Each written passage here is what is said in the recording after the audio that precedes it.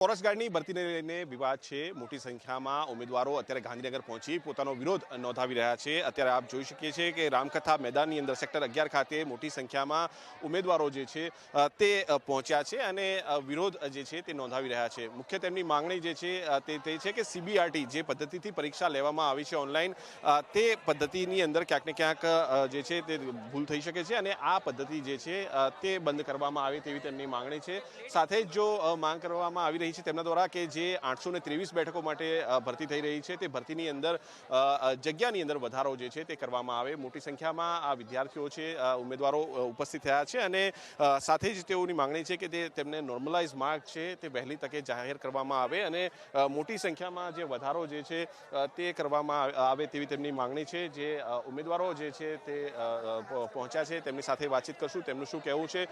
શું કહેશો, કેટલા સમયથી ભરતીની રાહ જોઈ રહ્યા હતા અને હવે પછીની તમારી માંગણી શું છે અત્યારે જે ભરતી છે તેમાં? અમે બે વર્ષથી મહેનત કરી છે, તનતોડ મેદાનમાં દોડી છે, લાઇબ્રેરીમાં બેસી છે અને હવે આ લોકો જેમણે મહેનત નથી કરી એમને પાસ કરી દે છે। આવો કેવો અન્યાય છે? અમે શું ખોટું માંગીએ છીએ? અમે ભીખ નથી માંગતા, અમારો હક માંગીએ છીએ। અમને અમારા માર્ક્સ જોઈએ છે, બધાના નોર્મલાઇઝેશન સાથે, નોર્મલાઇઝેશન વગરના બધાના માર્ક્સ જોશે જ। અમે અમારો માંગ પૂરી કરીને જ રહેશું, અમને ન્યાય જોઈએ છીએ। બોર્ડ એવું કહે છે, ગૌણસેવા પસંદગી મંડળે તો કીધું છે કે અમે માર્ક જાહેર કરશું, એટલે માર્ક તો જાહેર થઈ જવાના છે। આ સિવાયની માંગણીઓ તમારી કયા પ્રકારની રહે છે? કારણ કે માર્કને લઈને મહત્વનો મુદ્દો શું છે તમારો, શું કહેશો? મહત્વનો મુદ્દો અમારો સીબીઆરટી રદ છે અને નોર્મલાઇઝેશન જે 50 માર્ક્સ વધારેલ છે। મારું મેરિટથી ખાલી 10 માર્ક્સ ઓછા હતા ચોથી ફાઇનલ આન્સર કી પ્રમાણે, તો મારા 10 નથી વધેલા, લોકોના 50 વધે છે। આ કેવું નોર્મલાઇઝેશન છે? અમને આ બધી અમારા ન્યાય જોઈએ, અમને બધાના માર્ક્સ જોઈએ છે અને આ સીબીઆરટી પદ્ધતિ રદ કરાવો અને અમારી સંખ્યા વધારો। શું કહેશો તમે, જે પ્રકારે ઘણા સમયથી જે તમારી રજૂઆત છે અને જે લાંબા સમયથી તમે તૈયારીઓ કરી રહ્યા છો અને પરિણામ જાહેર થયું છે? અમે 2 વર્ષથી તૈયારી કરીએ છીએ, હવે આ લોકોએ રિઝલ્ટ ડાયરેક્ટ જાહેર કરી દીધું છે, માર્ક્સ નથી કહેતા। અને માર્ક્સ કહેવામાં એવું ટ્વીટ આવ્યું કે નોર્મલાઇઝ વાળા જ માર્ક્સ તમને કહીશું, તો મારું એવું કહે નોર્મલાઇઝ પહેલાંના અને નોર્મલાઇઝ પછીના તમે માર્ક્સ જાહેર કરો તો અમને બી ખબર પડે કે તમે કેટલા નોર્મલાઇઝ પછી વધાર્યા છે। માર્ક્સ કેટલા વધાર્યા છે, નોર્મલાઇઝ માર્ક્સની જે વાત છે, ઉમેદવારો અહીંયા પહોંચ્યા છે તેમની સાથે વાતચીત કરશું, તેમનું શું કહેવું છે અને લાંબા સમયથી આ રજૂઆતો છે, શું મુખ્ય મુદ્દાઓ છે ઉમેદવારોના?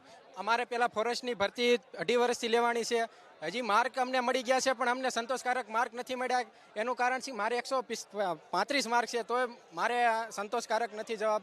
એનું કારણ એ છે કે અમુક લોકોને કેટલાય માર્ક વધી ગયા છે, કેટલા માર્ક વધ્યા શું વધ્યું કાંઈ ખબર નથી પડતી। અમુકને 120 માર્ક છે, એનું મેરિટમાં નામ છે, મારે ખુદને 135 માર્ક છે, તો હું અત્યારે આ બધા સાથે આંદોલન કરું છું। આ નોર્મલાઇઝેશનની પદ્ધતિ છે, કઈ રીતે નોર્મલાઇઝેશનના માર્ક વધ્યા છે, કેટલા વધ્યા છે, એ અમારે માહિતી જાણવી છે અને આ બધા એ લીધે જ ઊભા છે। શું કહેશો, જે પ્રમાણે પરીક્ષાનું પરિણામ જાહેર થવામાં આવ્યું છે, માર્ક જાહેર કરવાની તેમને વાત કરી છે બોર્ડ દ્વારા, શું કહેશો? ઘણા દર વખતે તે ટાઈમ આપીને નીકળી જાય છે। તમે જો ચેરમેન પણ અત્યારે ગમે તે ટાઈમ આપે છે, આ તારીખ બદલાવતા જ રહે છે, તો તેમને કેવો એક પરફેક્ટ તારીખ આપે અને એમાં જાહેર કરી દે। બધાના માર્ક જાહેર કરવાના ફરજિયાત છે। શું કારણ, માર્કના કારણે શું ફેરફાર થઈ શકે છે પરિણામની અંદર? અત્યારે તમને શું લાગી રહ્યું છે?